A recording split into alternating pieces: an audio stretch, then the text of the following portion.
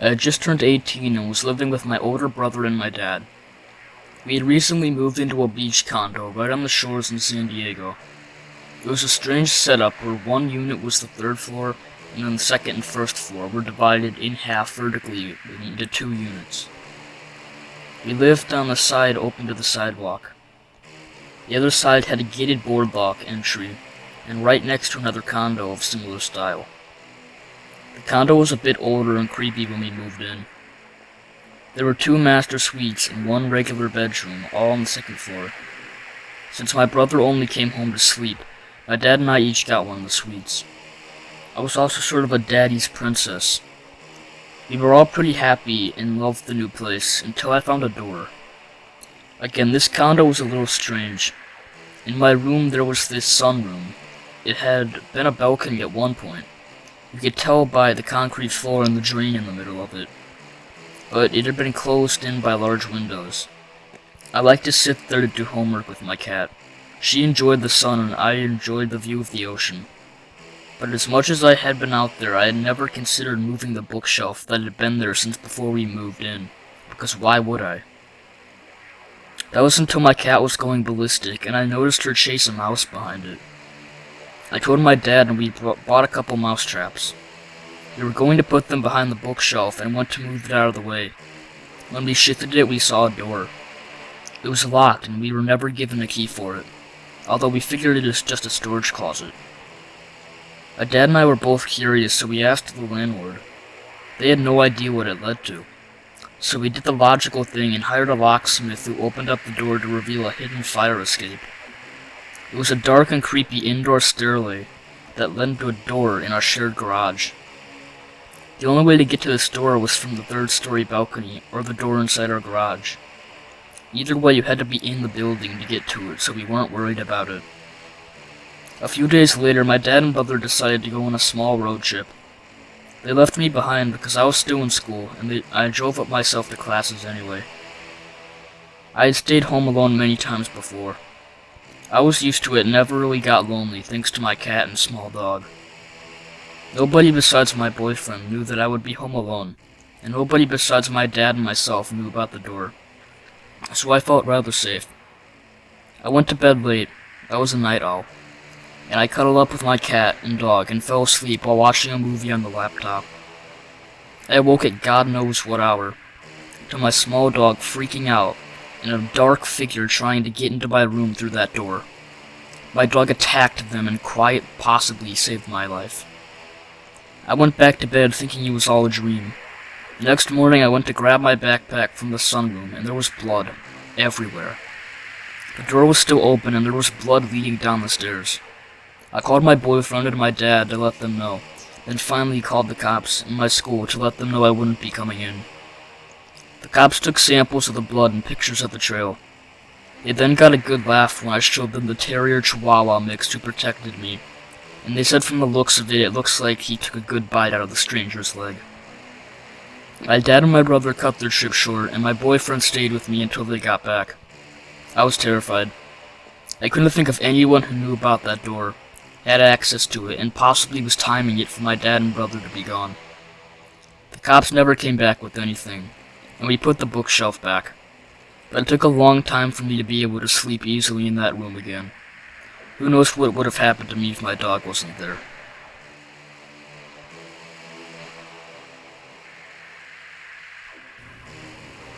So, I live in a fairly old town in the middle of nowhere.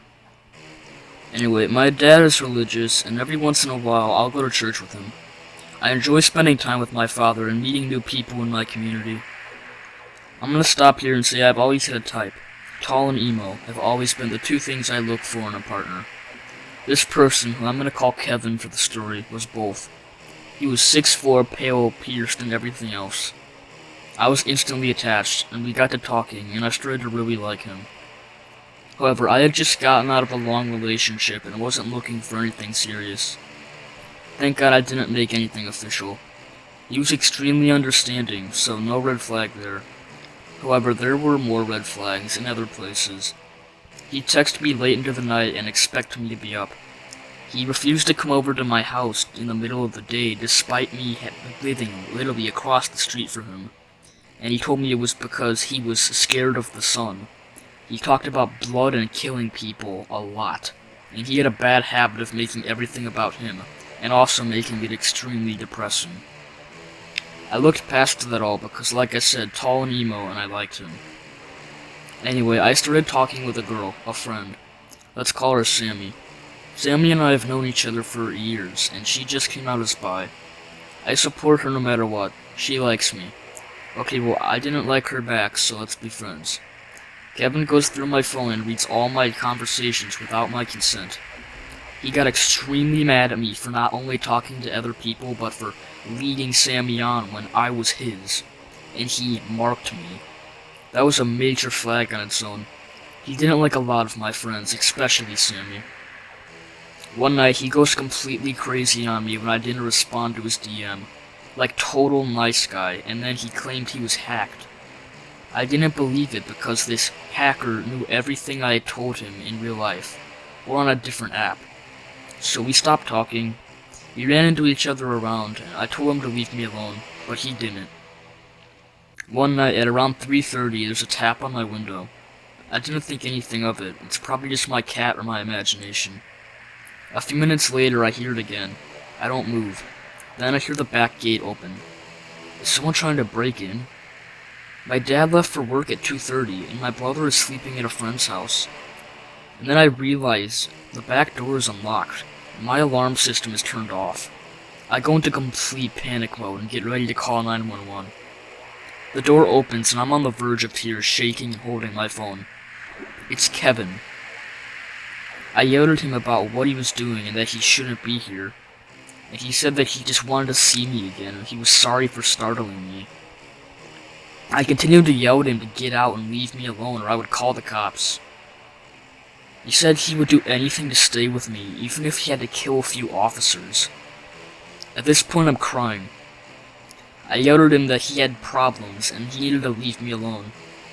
He then went on about how we were made for each other, and he marked me as his, and one day he would make me his vampire queen.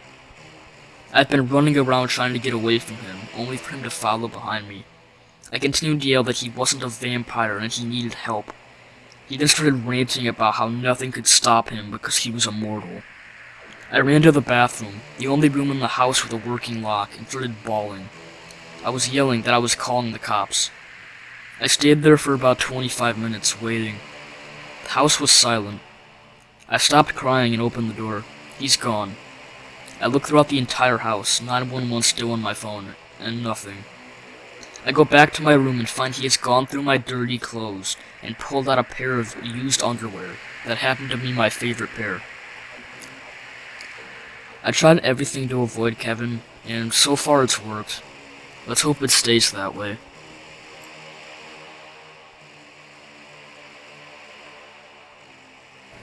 I was home alone 2 days ago while my parents were staying over at their friend's house. They were having a wine tasting party, so they both got tipsy and decided to stay in the guest house. I was completely fine being alone, and it was already 11 p.m., so I started heading to bed. It was at 3 a.m. when I woke up with my heart pounding in my chest. My eyes were wide and I was fully awake when I heard a loud noise coming from downstairs. I heard glass shattering and the sound of my front door being beaten down. The house was pitch black, so I decided to quickly take a look around the corner of the stairs to see what was happening before I made a decision. My heart started pounding harder out of the feeling of complete horror when I saw a man breaking down my entire front door, along with the steel frame that held it together. I was frozen in place, gripping onto the railing, watching him run into the door over and over, until one hinge broke off and he fell inside on his knees. He quickly got up and took off all throughout the downstairs part of the house. I realized he would be coming upstairs soon, so I quietly rushed back to my room and locked the door. I got my phone from the dresser and called 911. Luckily, the police patrolled this area often, so I knew it wouldn't take long for them to come. The operator said they have units on the way, and she told me to stay quiet and in a locked room, which I was. Suddenly, I heard a sound of heavy footsteps running upstairs, and my whole body stiffened. I heard him enter the bathroom first, but he quickly left that area. Next, he entered my parents' room, which was thankfully empty. I heard him opening drawers and knocking things onto the ground. He rummaged through my parents' belongings one by one. Next, he went into our guest room, but quickly left that too. The only room left was mine now. I saw the door handle move, and once he realized it was locked, he started to shoulder the door like he did with the front door. I started to crawl into a safer place to hide, just in case he managed to get inside. My heart was still pounding like crazy in my chest, and I started feeling a sense of denial. I couldn't believe this was happening. Then I saw red and blue lights from outside reflecting off my walls, and I heard him stop. I heard his footsteps run downstairs again. There was a commotion from downstairs, but it quickly faded out through the front door. I peeked through my blinds and saw him being taken to a third squad car that was in my driveway. Finally, my heart rate started to go back to normal. The police boarded up the driveway as a temporary fix until we can get a new door. Thankfully, everything that was stolen was recovered since he dropped some going down the stairs and the rest while he got arrested. My parents couldn't come home that night, but they were upset at the news. I still feel a bit delirious from this, and still can't believe this happened. And I can't believe how clumsy that guy was and how he wasn't caught sooner by someone on the street in front of my house.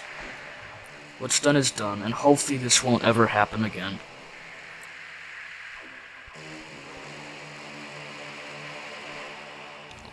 Before I begin, I'm a 16-year-old male. About 3 years ago, I was in Virginia visiting family over the summer. We were right outside the DC area and staying in a 2-story house near the freeway. On the other side of the freeway was a forest, so my mom, her boyfriend Eric, and I were all staying in it with Eric's parents. We had brought some night vision binoculars and decided that tonight was the perfect time to use them, so after dinner we geared up and headed out. We passed under the freeway and headed into the woods. When we get about 5 minutes into the forest, we set down our bag and take out the binoculars. My mom looks around with them for a while, seeing a few squirrels here and there. She gets tired and passes them to me. I look around for a while, being careful not to look at the freeway for fear of being blinded. I spot something behind a tree about 50 feet to our left. I concentrate on it, trying to figure out what it was. It looks like a pale, bald, anorexic man looking straight at us from behind a tree. I get a bit uneasy, but I'm hesitant to believe it's really there. I ask Eric to take a look just in case. To my despair, he sees it too. He describes it much the same way I did. Now, Eric is a former amateur boxer, and I train MMA almost every day, but neither of us wanted to stick around with that thing. We started heading back to the house, crossing under the freeway. We take another look behind us, and see a car come by. All three of us see glowing eyes lit up by the headlights on the other side of the freeway. We say screw it and head back to the house. When we get there, Eric's parents are asleep, and my mom and Eric go upstairs to the guest room. There's only one guest room, so I have the couch downstairs. I'm a little too excited after seeing that thing in the woods, so I ended up staying up all night. Around 3 a.m., I'm watching TV and start hearing footsteps above me. I immediately remember our earlier encounter and panic a bit. I try to calm down and tell myself it's just one of the dogs, or maybe someone who couldn't sleep. I keep hearing the footsteps for a while, until I hear a doorknob jiggle. I find it weird that they're trying to open a locked door, but try to ignore it. They stop, walk around for a few more minutes, and then it's quiet again. I stay up until the sun starts coming up, and then pass out. My mom wakes me up, and I remember the footsteps from the night before. I describe what happened and ask one of them if they got up at any time. She says no, and I think it must have been one of the dogs. That is, unless she tells me the room above me is the office.